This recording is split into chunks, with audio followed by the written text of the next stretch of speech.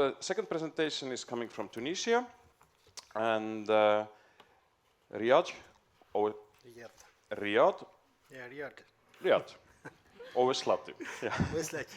Yeah. He's head of e-services in the president administration of Tunisian government. Yes. So, please, floor is yours. Tunisia has made also remarkable changes during the last couple of years. So, I hope it's also reflecting in e-government. Thank you. Good morning, ladies and gentlemen. I am Riadh Oueslati. I'm in charge of e-service department of the e-government unit in Tunisia. First of all, I want to thank the e-governance academy for the honorable invitation to join this event. It is a great opportunity and a pleasure to be among you and to speak about the Tunisian experience in the field of e-government and efforts towards fostering open governance. I will present you some information about my country. Tunisia is situated in the northeast of Africa. It was independent from France since March 1956. And as you know, there was the Jasmine Revolution in January 2011. Tunisia counts more than 10 million of total population. The main activity in Tunisia are agriculture, tourism, industry.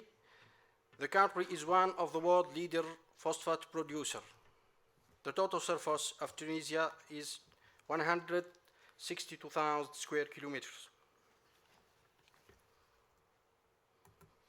Speaking now about the government in Tunisia. In fact, the government program is a part of the presidency of the government portfolio, and it is managed by the government unit. The unit was created in 2005, coordinated and follow up the implementation of e-government projects. The e-government general orientation are set up by a ministerial committee based on the proposal of a technical committee.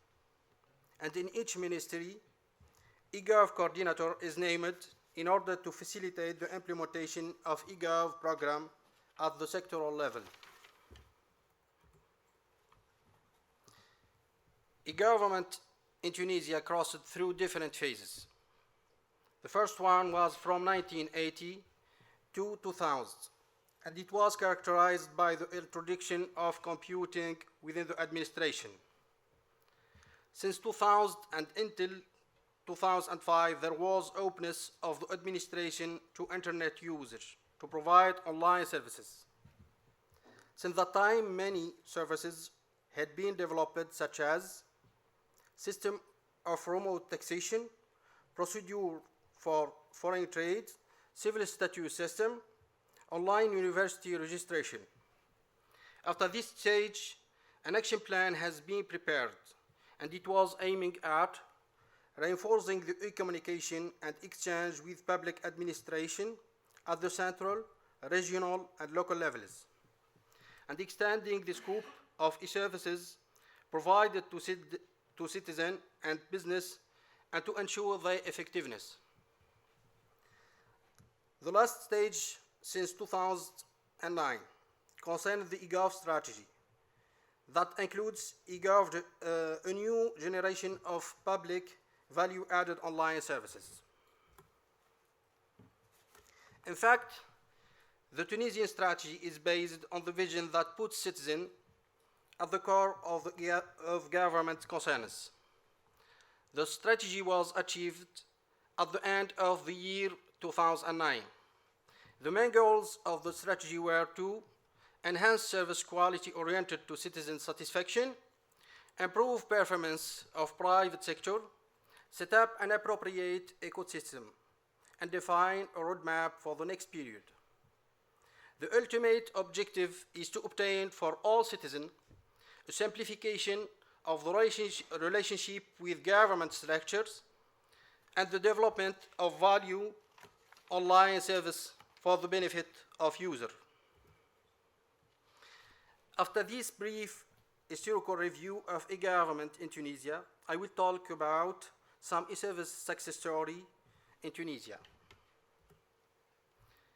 In order to improve service uptake, Tunisia launched an e-government portal which is considered as a one-stop shop with an important number of e-services. The portal provides a quick access for citizens to the most used services. In the following, I will try to give you some examples of the most used e-services in Tunisia. I will start with Medenia, which is a national status system. Medenia service allows all citizens to get instant civil status documents, birth, marriage, or death certificate in any municipality regardless of the place of registration. Another example of online services is the electronic single window of foreign trade. This service allows different operators to treat formality of import and export online. Another service that witnessed Tunisian efforts in the e-gov field and that is frequently used is the e-tax payment. It is a secure service that allows taxpayers to prepare and pay their taxes. It proposes a simulation for calculating the payable amount of tax. And the service also provides a database for tax laws, codes, and fees. Let's move now to discover Tunisian initiative in the field of open governance. Many initiatives were done in e-gov field, but the major shift in e-government paradigm in Tunisia post-revolution was the focus of promoting e-participation and e-democracy through ICT usage. Indeed, as citizen engagement is the cornerstone of every democracy, it was natural that the public administration aligns its effort to this aim. So this change is reflected by various initiatives, such as the establishment of a legal framework that allows disclosure of public information by the promulgation of Decree Law in 2011 concerning access to administrative documents. In this context, an open data portal was launched in July 2012 to unify and facilitate citizen access to government data. An additional initiative in the field of open government was the launch of a public consultation portal.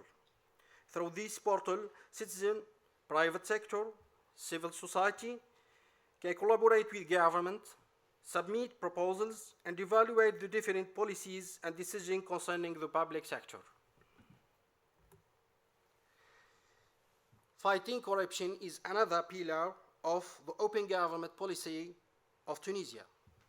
That's why many efforts were done, especially the launch of an anti-corruption petition portal. This portal allows the citizen to report cases of administrative corruption and professional aberration securely and without requiring him to disclose his identity. Since the launch of this portal in May 2012, about 8,000 reclamations were received. The high rate of population using Facebook in Tunisia is considered as an enabler fostering citizen engagement and participation. In fact, about 1/3 of the population are Facebook users. That's why each ministry has developed its own Facebook page, and some of them use Twitter. Thus, Facebook network was among the most important initiatives made to enhance public participation and collaboration between citizens and public structures to contribute on the decision-making process. In spite of all these efforts and initiatives, there are many other projects to do.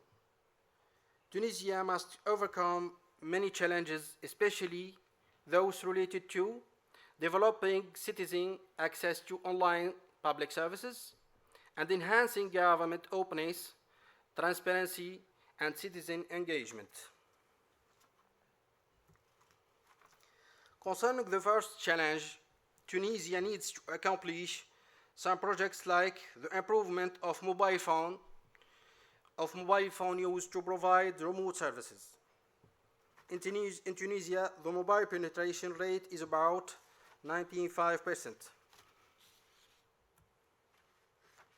The second project is the development of common framework of interoperability and interoperability platform. The principal goals of this platform are the promotion of online service by reducing the time of implementation and the reduction of costs, the adoption of a language and a common semantics in information exchange. The second challenge concerns enhancing government openness, transparency, and citizen engagement, and that will be done through the development of a new version of Open Data Portal and e-participation portal to enhance public transparency, public access to government data, and citizen engagement, and achieving of the membership of Tunisia in the Open Government Partnership Initiative. Thank you for your attention. Thank you very much, Riadh. Excellent, and we hope that our cooperation with Tunisia will grow rapidly in next months. And I think you have all seen that the main topic, what is very interesting now for all governments, is mobile ID. So we invented something what is really valuable for everybody.